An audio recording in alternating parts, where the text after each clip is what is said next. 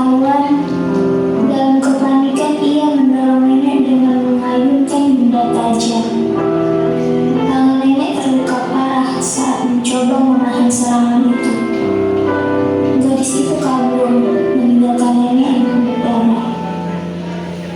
Sejak saat itu, luka nenek tidak pernah sembuh.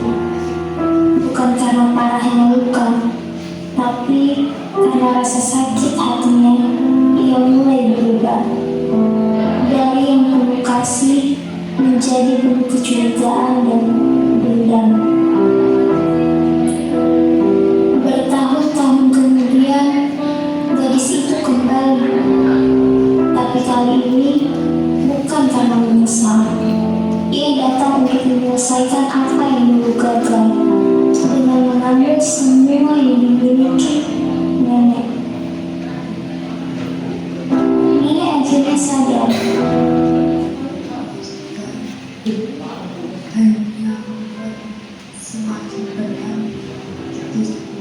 Nenek hanya bisa menatap patung itu lama, bukan lagi karena marah, tapi karena sedih.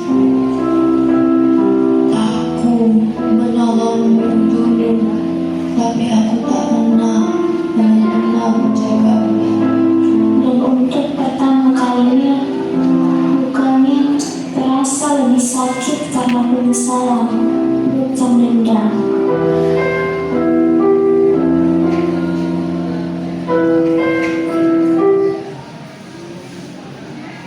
Maaf, aku tidak bisa memperbaiki semuanya. Kita harus tetap bersama. Tuhan, aku tidak tahu kalau cinta bisa mengubah segalanya atau menghancurkannya.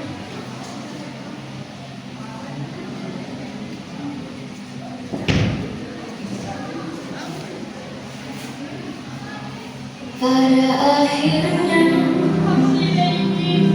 ini semua hanya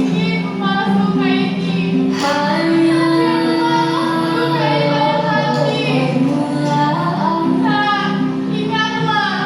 Pada akhirnya kami semua